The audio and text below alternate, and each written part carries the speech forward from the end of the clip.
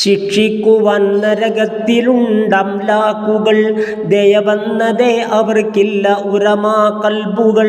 സൃഷ്ടിക്കപ്പെട്ടത് തന്നെ ദേഷ്യത്താലാ, ചലിക്കുന്നതും റബ്ബിൻ്റെ കൽപ്പന പോലാ. ആഹാരമെങ്ങനെ ഇഷ്ടമാണോ ഇൻസിന്, അതുപോലെയാ ശിക്ഷിക്കലും അംലാക്കിന്. സുഹൃത്തുക്കളെ, അവർക്കുള്ള ശക്തിയും ഊറ്റമാ, ഉദയാസ്തമാനം തന്നെ ചുമലിട ദൂരമാ. ഗത കൊണ്ടടിച്ചാൽ വീഴും 70,000, നരകത്തിനടിയിൽ താഴുമവരാ അവസരം. ഇതുപോലെ തന്നെ ഹദീസ് കാണാം സ്വാവിയിൽ 175 4 ഭാഗമിൽ. നരകത്തിലുള്ളവർക്കുള്ള തുണിയിൽ ഒന്ന് ആകാശഭൂമി ഇടക്ക് തൂക്കിയിടുന്ന്.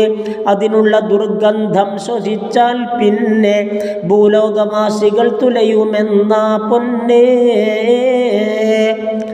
ജിബ്രീൽ നബിയോടിപ്രകാരം വിശദമായി വിവരിച്ചതായി കാണാം മശാരിഖിൽ വ്യക്തമായി. ഈ ജബലിൽ ഒരു മുഴം സിൽസിലത്തതിൽ നിന്ന് വെച്ചാൽ അത് 7-ാം ഭൂമി വരെ ഒഴുകുന്നു. സുഹൃത്തുക്കളെ, നബി മുസ്തഫ പറയുന്നേ, നരകത്തിലേറ്റം ശിക്ഷ കാണവനന്ന്. കൊടുക്കുന്നതാ തീയാലെ 2 ചെരുപ്പുകൾ, ധരിച്ചാലുടൻ പതക്കുന്നതാ തലച്ചോറുകൾ.